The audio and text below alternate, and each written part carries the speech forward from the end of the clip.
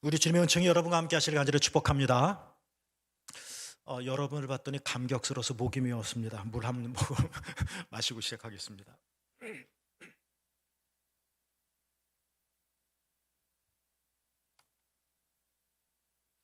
교회란 무엇인가? 이것은 매우 중요한 질문인 것 같습니다. 이것은 신학자들만의 몫으로 남겨둘 수는 없는 겁니다. 우리는 물론 신학적으로, 철학적으로, 성경적으로 대답할 수는 없겠지만 가정이 무엇인가? 적어도 고민을 하는 사람이 가정을 이끌어가야 되지 않겠습니까? 그리고야 그 가정이 행복하겠죠. 우리가 교회 다니니까 교회란 무엇인가를 한 번쯤은 생각해 봐야 될 것 같습니다. 이거를 알아야 우리는 내가 교회를 왜 다녀야 되는지, 그리고 어떻게 다녀야 되는지 깨닫게 되어지겠죠. 교회는 건물이 아닌 것은 확실합니다. 건물이 교회인 것은 아니죠. 사도행전에서 바울이 개역 성경에 교회라고 번역되어진 그 부분을 에클레시아, 히라버를 썼는데, 에클레시아의 원래의 의미는 뭐 히라버, 그 당시 그리스 시대 에클레시아라는 어떤 의미가 있기는 하지만 그 어원의 뜻은 뭐냐면, 그것을 우리 기독교적으로 풀이하면 예수를 그리스도로 믿는 사람들의 무리라는 뜻입니다. 그러니까 우리가 그냥 논바닥에 천막을 쳐도 거기가 예수 그리스도를 믿는 사람들이 모여 있다면 교회인 것입니다. 반면에 십자가 종탑이 뾰족하게 높이 올라가고 고딕 양식의 건물이 아무리 화려하고 멋져도 거기에 하나님이 계시지 않으면 거기는 교회가 아닌 겁니다. 이 교회에 주님 계시기를 믿습니다. 그런데 교회는 건물이 아니라는 것은 여러분 한 명 한 명이 고린도전서 3장 16절 말씀처럼 교회인 거죠. 하나님이 여러분 가운데 임하시기를 축복합니다. 이게 교회구나. 이러한 의미에서 내가 교회구나. 우리가 교회이구나. 그럼 교회가 뭘까? 이 질문은 그렇다면 우리가 어떻게 신앙생활을 해야 할까를 잘 알려준 매우 중요한 질문입니다. 성경이 이에 대해서 답하고 있는데요. 바울이 오늘 본문에서도 그런 말을 하고 있습니다. 바울이 말하고 있죠. 너희도 성령 안에서 하나님이 거하실 처소가 되기 위하여 그리스도 예수 안에서 함께 지어져 가느니라. 바로 고백입니다. 너희도 앞문장에 보면 너희도 성령 안에서 하나님이 거하실 처소, 성전이죠. 하나님이 거하실 처소, 교회죠. 처소가 되기 위하여. 그것이 교회여야 하고 이것이 교회일 수밖에 없는 이유는 하나님이 거기에 거하시기 때문인 겁니다. 에스겔 환상에 보면 이스라엘 사람들이 죄를 많이 짓고 바벨론의 포로로 잡혀가는데 그때 보았었던 환상 중에 하나는 뭐냐면 하나님의 구름이 예루살렘 성전과 예루살렘 성 위에 떠 있던 구름이 바벨론으로 옮겨가는 이 장면이 있습니다. 구약 성경에서 구름은 늘 언제나 하나님의 임재를 상징합니다. 출애굽기 시내산에서도 여호와의 구름이 나옵니다. 광야를 행진할 때도 불기둥, 구름 기둥이 나옵니다. 하나님의 임재입니다. 그냥 뭉게 구름이 아닙니다. 예루살렘 성전, 솔로몬의 성전 얼마나 멋있습니까? 그러나 그 성전이라 할지라도 하나님의 구름이 떠났더니 무너지는 겁니다. 실제로 무너지기도 했지만 보이지 않는 의미로서의 교회의 의미도 무너진 거죠. 교회의 존재도 무너진 겁니다. 성전의 가치가 무너진 거죠. 너희가 누구냐? 여러분, 우리가 누굽니까? 저와 여러분이 누굽니까? 성령 안에서 하나님이 거하실 처소가 되어야 한다. 우리는 하나님의 거하실 처소여야 하는 것입니다. 여러분의 가정과 여러분의 직장과 또 여러분의 모든 삶의 움직임, 또 여러분 사이사이 속회와 선교 이후에 우리 주님께서 거하시기를 축복합니다. 정말 원합니다. 그게 교회입니다. 교회는 이렇게 하나님의 거하실 처소다. 그러나 하나님은 아무 곳에나 계시지 않습니다. 하나님은 무소부지하시지만 그러나 그렇다고 하나님께서 아무데나 거하시지는 않으신 겁니다. 그래서 신명기에서도 봐도 하나님께서 내가 여기 있겠다라고 정하신 곳이 있다라고 말씀을 하셨습니다. 근데 하나님은 거룩하십니다.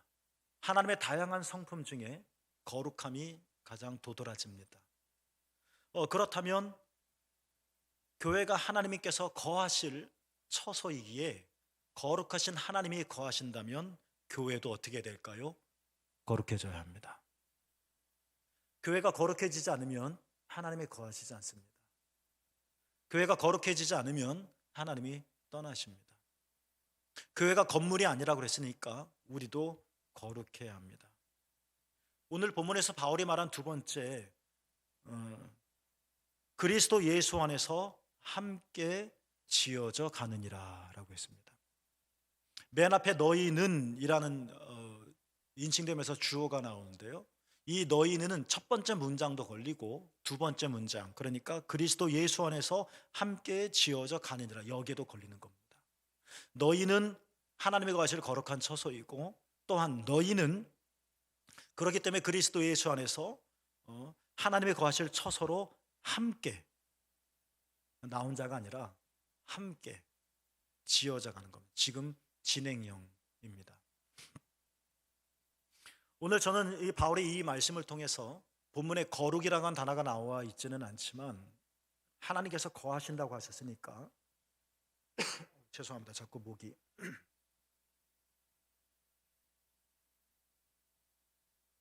하나님의 가장 귀한 성품 중인 거룩함, 하나님을 모시는 처소가 되기 위해서 교회가 가져야 될 이 거룩함이란 의미가 뭘까를 한번 생각해 보려고 합니다. 그래서 두 가지로 여러분과 함께 나누려고 하는데요. 여러분, 거룩하다는 게 뭘까요? 여러분은 무엇을 보고 거룩하다라고 말을 하시나요? 여러분, 목사님들의 어떤 모습을 보면 저 목사님은 거룩하다라는 생각을 하시게 되나요? 거룩한 게 뭘까요? 여러분은 거룩해지기 위해서 뭘 갖추어야 된다고 여러분은 생각하고 계시나요?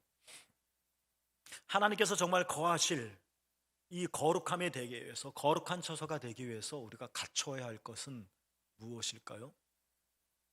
목소리를 깔면 거룩해지는 걸까요? 평상복과 다른 어떤 독특한 옷을 입으면 거룩해지는 걸까요? 나쁘다고 말씀드리는 건 아니지만 예를 드는 겁니다. 흰 구두를 신고 흰 양복을 입으면 거룩해지는 걸까요? 이것은 거룩함이 드러난 하나의 표식일 뿐이지 거룩함 그 자체는 아닙니다. 그런 복장과 그런 목소리를 낸다고 우리가 거룩해지는 것이 아니라 무엇 때문에 이미 우리는 거룩해졌고, 그러기 때문에 우리는 이렇게 목소리를, 말을, 행동을 하는 것뿐이죠. 정말 하나님이 나와 함께 하시는 빈 깡통이 아니라 하나님이 내 삶 속에 임재하시고 그것들 내가 생생하게 느낄 수 있는 공동체로서의 교회, 여러분 한 분 한 분으로의 교회가 되기 위해서 우리에게 있어야 할 이 거룩함이란 무엇인가? 첫 번째는, 여러분, 거룩함이란 뭘까요? 성경이 말합니다. 거룩함이란 이겁니다. 하나님을 사랑하는 겁니다. 이게 거룩함입니다. 하나님을 사랑하는 것이 거룩함이라는 겁니다. 여러분, 하나님 사랑하시죠? 그럼 거룩한 겁니다. 내가 가난해서 비싼 옷을 입지 못할 수가 있습니다. 그래도 나는 하나님을 진짜 사랑합니다. 그러면 거룩해집니다. 낡은 옷을 입을 수밖에 없지만 우리는 거룩해집니다. 어렸을 때 환경이 넉넉하지가 못해서 공부를 제대로 못하고, 심지어 우리 어르신들 중에는 글씨를 모르시는 분들도 많이 계시죠. 그러나 지금 젊은 세대들은 다 대학을 다녔죠. 그렇게 우리가 학력이 떨어진다 할지라도, 그래서 글을 제대로 못 쓸 수는 있지만, 여러분, 하나님을 사랑한다면 그분은 거룩한 겁니다. 가난을 무시하지 마시고, 초라한 옷차림을 멸시하지 마시고, 못 배운 것을 여러분 깔보지 마시고, 그 안에 있는 거룩함을 우리가 볼 수 있게 되기를 원합니다. 차윤정 씨인가요? 이름은 정확하게 기억은 안 나는데 식물 박사인데요. 식물에 대한 박사인데요. 그분이 쓴 책 중에 식물은 왜 바흐를 좋아할까라는 책이 있습니다. 식물들에게 클래식 음악과 락 음악을 들려주었더니 놀랍게도 뭐 이런 얘기 많이 있는데요. 식물들의 줄기가 클래식 음악 쪽으로 향하여 잘 자라더라 하는 내용이 한 대목으로 있습니다. 그런데 제게 좀 인상적이었던 것은 뭐냐면 식물들도 특정 작곡가를 선호하는 경향이 있다는 것입니다. 이건 저도 새롭게 알았습니다. 식물 박사가 하는 말이니까. 식물들이 가장 좋아하는 음악이 있다는데요. 그것은 바흐, 그러니까 핸델 말고 바흐의 오르간 음악이었다고 합니다. 그래서 식물들이 이 바흐의 오르간 음악, 지선산의 아리아라는 이런 오르간 음악이 있는데요. 바흐의 이걸 들어보면 진짜 너무너무 좋죠. 그 사람은 다 이제 종교 음악인데요. 저는 그 이야기를 듣고 야, 식물은 손이 있습니까? 발이 있습니까? 뇌가 있습니까? 얼굴이 있습니까? 눈이 있습니까? 그저 식물은 하늘에서 내려오는 물이나 우리가 주는 물만 먹고 사는 존재인 줄 알았는데 얘네들도 바흐의 음악을 아는 겁니다. 놀랍지 않습니까? 식물들은 그냥 뿌리로 땅 속에는 영양분을 쭉쭉 빨아들이는 그런 생물인 줄만 알았는데 식물도 인격처럼 식물격이 있는 겁니다. 수준이 있는 겁니다. 그러니까 식물도 물만 먹고 사는 게 아니라는 겁니다. 식물이 식물이 되기 위해선 중요한 또 다른 생존 요소가 있는 겁니다. 물론 물 안 먹으면 살 수 없겠지만 햇빛 못 받으면 살 수 없겠지만 여러분 식물도 이런데 우리는 어떤가요? 식물도 바흐가 뭔지를 아는데 식물도 바흐의 오르간 소리를 좋아하는데 우린 밥만 먹고 살려고 하나요? 우린 진짜 돈만 벌려고 사나요? 자녀가 돈 많이 벌기를 소망하나요?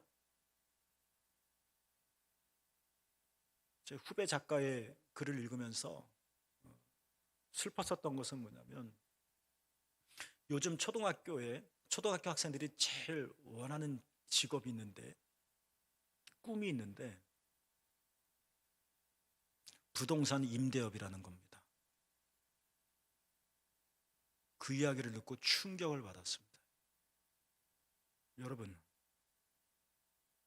그게 나쁜 거는 아니지만 그게 꿈은 아니어야 하잖아요. 어떻습니까? 그런데 우리가 원하잖아요, 그걸. 내 자식이 죄송합니다. 부동산 임대업 하시는 분들. 그런 분들을 깎아내리는 게 아니라 꿈은 그런 게 아니어야 되잖아요. 식물도 클래식을 이해하고 식물도 바흐의 오르간 소리를 듣는데 좋아하는데 우리는 어떤가요? 예수님의 말씀이 맞죠? 신명기 말씀을 인용하시면서 마태복음 4장 4절에 하셨던 말씀, 사람이 떡으로만 사는 것이 아니다. 사람은 하나님의 입에서 나오는 모든 말씀으로 살 것이다. 이게 우리라는 겁니다. 우리는 어떻게 살고 있습니까? 물론 우리는 밥을 먹어야 합니다. 밥 안 먹고도 살 사람은 아무도 없습니다. 그러나 밥만은 아닌 거죠. 인간의 가치 있는 삶을 평가하는 데 있어서 이 돈이 전부는 아니라는 겁니다. 이게 성공은 아니라는 겁니다. 우리의 뭔가 더 중요한 게 있지 않을까요? 우리를 생기 있게 만드는, 막 너무 좋아서 향하게끔 만드는, 너무 좋아서 막 끌려가는 그 무엇이 있지 않습니까? 그 가치가. 그래서 나를 생동감 있게 만들고 나를 생기 있게 만들고 나를 꿈을 꾸게 만들고 나를 꿈틀꿈틀거리게 만드는 뭐가 있지 않겠습니까? 밥이 아니라 우리 인간은 언제 온전한 삶을 살 수 있을까요? 하나님께서 말씀하십니다. 그것은 우리가 하나님을 사랑할 때 가능하다는 것입니다. 그렇기 때문에 거룩함이란 무엇입니까? 하나님을 사랑하는 것입니다. 여러분, 하나님 사랑하시죠? 우리 안에 이 하나님의 사랑, 이 거룩함이 묻어나올 수 있기를 축복합니다. 하나님을 사랑하지 못하면 아무리 병원에 가도 의사들이 발견할 수 없는, 아무리 상담학자들도 고개를 갸우뚱거릴 수밖에 없는 인간의 영혼은 병들게 되어 있다는 겁니다. 하나님을 사랑해야 되는 겁니다. 그리스도인들은 단순히 하나님의 존재를 믿는 자들은 아닙니다. 귀신도 하나님의 한 분이심을 믿었다라고 말을 합니다. 그렇다고 해서 사단이 하나님 나라에서 가장 가까운 존재는 당연히 아닙니다. 믿었습니다. 그런데 왜 하나님 나라에서 멀까요? 그들은 하나님을 사랑하지는 않았습니다. 그는 하나님을 믿었지만 하나님을 사랑하지는 않았다는 겁니다. 그래서 사탄이고, 그래서 마귀인 겁니다. 사랑하는 강림샘교회 여러분, 거룩하기를 원합니다. 거룩함이란 무엇입니까? 하나님을 사랑하는 것입니다. 하나님을 더욱더 사랑할 수 있기를 축복합니다. 그곳에 하나님이 계십니다. 내가 누군가를 사랑할 때도 변합니다. 내가 누군가의 호감을 갖고 누군가의 관심을 끌고자 할 때도 내 머리 스타일이 바뀌고 내 옷차림이 바뀝니다. 내 말투가 바뀌고 내 성격도 바꾸려고 합니다. 하나님을 사랑하게 되어지면 우리는 거룩하게 되어집니다. 우리 안에 이 하나님의 사랑이 채워질 수 있게 되기를 주님의 이름으로 축복합니다. 우리 가운데 하나님을 사랑하기를 원치 않는 사람은 아무도 없을 겁니다. 하나님 사랑해서 손해볼 거 하나도 없으니까요. 그러나 우리는 그토록 하나님을 사랑하기를 원하지만 하나님 사랑하는 것이 잘 안 됩니다. 제가 화가 나여 말씀드리는 것은 하나님을 사랑하기 위해서는 우리가 먼저 해야 할 일이 있습니다. 정말 하나님을 사랑하고 싶습니까? 그럼 우리가 먼저 해야 할 일이 있다는 겁니다. 그게 뭔지 아십니까? 그것은 하나님의 사랑을 체험하는 것입니다. 하나님의 사랑을 체험한 자가 하나님을 사랑할 수 있습니다. 우리는 타락했습니다. 우리는 유한한 존재입니다. 내 안에 에너지가 가득할 때 누군가를 끔찍하게 사랑할 수 있습니다. 그러나 내 안에 있는 에너지는 언젠간 닳아 없어집니다. 그때 우리는 끔찍하게 사랑하는 정도가 아니라 끔찍하게 미워하게 되어질 것입니다. 내가 정말 하나님을 사랑하기를 원한다면 우리는 하나님의 사랑을, 하나님이 나를 얼마나 사랑하시는가를 체험해야 합니다. 그리고 하나님이 나를 사랑하시는구나 하는 사실을 우리가 알기 위해서는 먼저 여러분 예수 그리스도를 믿어야 합니다. 왜냐하면 사도 바울이 말한 것처럼 예수 그리스도는 하나님이 우리를 얼마나 사랑하시는가에 대한 확실한 증거, 확증이기 때문에 그렇다는 겁니다. 사도 요한이 말하죠. 하나님이 세상을 이처럼 사랑하사 독생자를 주셨다는 겁니다. 그러니까 예수 그리스도는 단순히 우리가 경배하고 우리가 믿어야 될 어떤 대상이 아니라 우리는 예수 그리스도를 보면서 우리는 하나님의 사랑을 하나님이 나를 사랑하시는구나 하고 경험합니다. 엄마가 나를 사랑한 것 같지 않다고 여길 때가 있습니다. 그러나 어느 순간에 어머니께서 나에게 전해주시는 정말 잘 정성껏 준비한 선물을 받아들일 때, 이 선물이 진짜 선물일 수도 있고 우리 생애의 어떤 사건일 수도 있고, 우리는 그 선물을 보며 그제서야 비로소 깨닫습니다. 엄마가 나를 이렇게 사랑하시는구나. 대부분 엄마보다는 아빠가 두렵고 무섭습니다. 거리가 멉니다. 바쁘시죠, 늘 언제나. 그래서 아빠는 나를 별로 좋아하지 않는다는 생각을 합니다. 그렇게 살다가도 어느 순간에 우리는 어떤 계기를, 사건을 통해서 그렇군요. 아빠가 나를 이렇게 사랑하시는군요. 그 사건이 있다는 겁니다. 그 선물이 있는 겁니다. 이 선물을 받아들면서 그냥 선물이 아니라 여기에 담겨져 있는 부모의 사랑을 내 가슴팍이 알아채는 겁니다. 그럼 내 삶은 당연히 달라지죠. 예수님이 그렇다는 겁니다. 하나님께서 나를 사랑하시는 것은 이론이나 설명이 아니라 내가 너를 얼마나 사랑하는지 아니 이처럼 사랑한다 하면서 주신 선물이 있는데 바로 예수님입니다.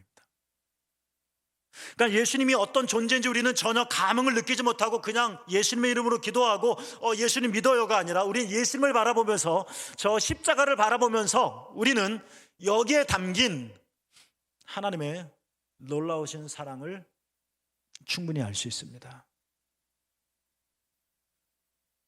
하나님이 여러분을 얼마나 사랑하시냐고요? 알고 싶다고요? 예수님을 믿으시기를 바랍니다. 예수님을 껴안으시기를 바랍니다. 여러분이 예수 그리스도를 영접하고 여러분이 예수 그리스도를 믿게 되어질 때 여러분은 하나님의 사랑을 여러분은 알게 되어질 것이고 여러분이 하나님의 사랑을 알게 되면 비로소 우리는 하나님을 사랑할 수 있게 됩니다. 순서가 있습니다. 논리적인 순서가 있습니다. 우리가 하나님을 사랑할 때 그 자리에 하나님이 계십니다. 내가 하나님을 사랑할 땐 내 심장의 박동수가 다르고 내 피의 흐름의 속도가 다르고 내 세포의 움직임이 달라집니다. 사랑하기 때문에. 그래서 일상적일 때는 캐치하지 못했던 어떤 영적인 움직임을 우리가 감지할 수 있습니다. 내가 무기력하고 힘이 쭉 빠져 허리가 구부러지고 고개가 숙여지면 환히 웃는 하늘에 태양을 바라볼 수 없듯이 있음에도 불구하고 내가 영적으로 무기력하고 가난해지면 비천해지면 우리는 하나님을 사랑함을 우리는 알 수가 없습니다. 여러분이 하나님을 사랑하시게 될 때 하나님이 여러분 안에 계시다는 것을 우리는 발견하게 되어질 것입니다.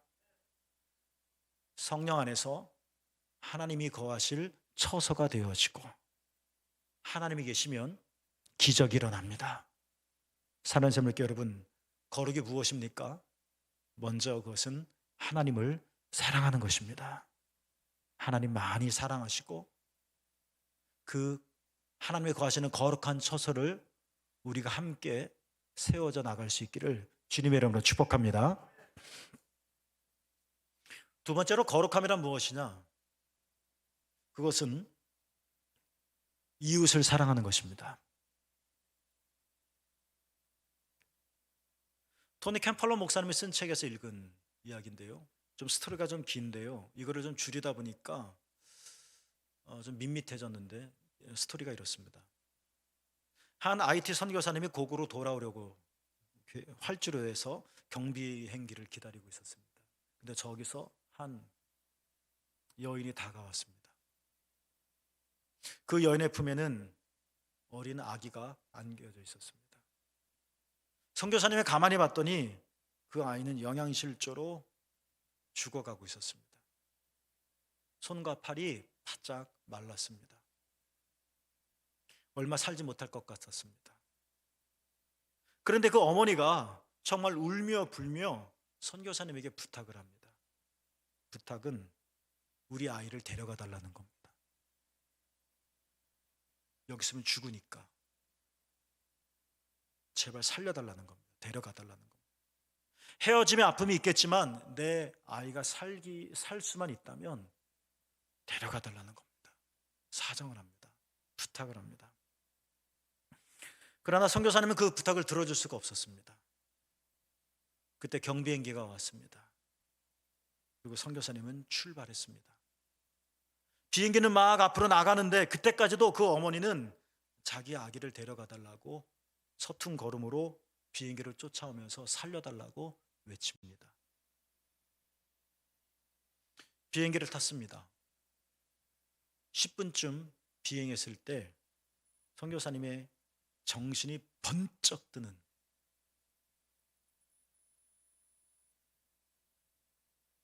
왜냐하면 활주로에 버려진 그 두고 온 그 아기가 누구였는지를 깨달은 겁니다.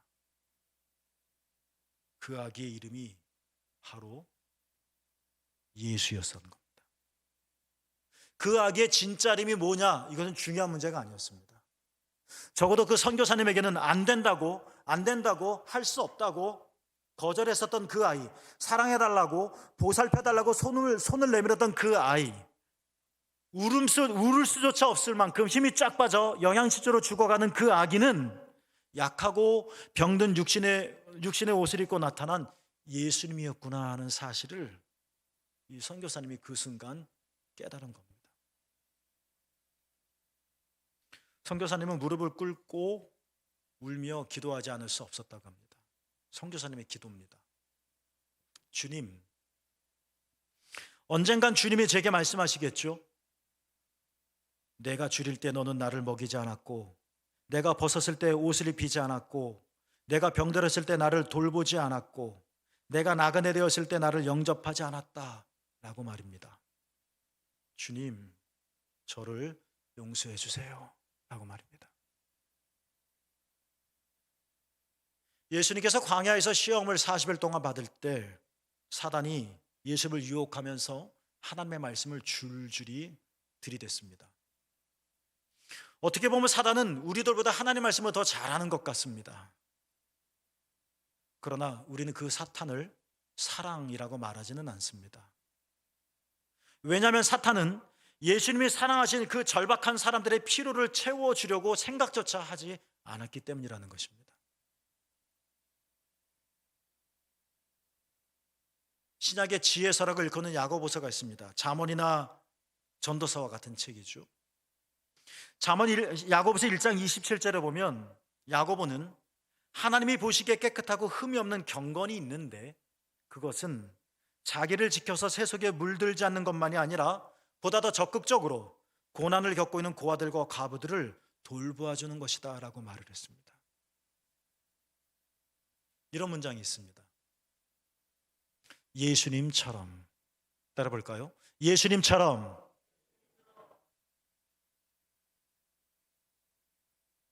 이 말에는 두 가지 의미가 있을 겁니다. 하나는 예수님이 그 누군가를 대하듯이, 이게 예수님처럼입니다. 또 하나는 그 사람이 예수님인 것처럼 우리가 예수님을 대하듯이, 예수님이 대하듯이 예수님을 대하듯이, 두 가지 의미가 있을 겁니다. 여러분, 이곳에 정말 우리 하나님이 거하시기를 원한다면 우리는 거룩해져야 할 것인데, 그것은 우리가 마음의 문을 더 열고 타인을 돕고 사랑을 베풀며 누군가를 섬기는 것입니다. 여러분, 거기에 우리 주님이 계십니다. 교회는 바로 그런 곳입니다. 자기 살기 힘든 이 시대, 개인화된 이 시대, 자기 자식 챙기기 어려운 이 시대, 누군가에게 손을 내밀고 관심을 갖는다는 것이 피곤하며 또 그다지 유익하게 보이지도 않는 일처럼 여겨집니다.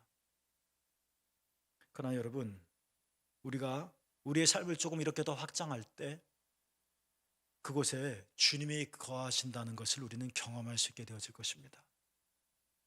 거룩은 이렇게 이웃을 사랑하는 것입니다. 거룩은 이웃을 위해 섬기는 것이고 희생하는 것입니다. 거기에 하나님의 임재가 있습니다. 바로 그것이 주님이 성경 안에서 거하시는 처소가 되어지는 것입니다. 거룩은 하나님을 사랑하는 것입니다. 거룩은 이웃을 사랑하는 것입니다. 그곳, 하나님의 거하시는 거룩한 처소가 되어지는 그곳에서 하나님께서 아름답고 따뜻한 일들을 우리 눈앞에서 많이 행하시고 놀라운 일들을 경험되기를 주님의 이름으로 축복합니다. 기도하겠습니다.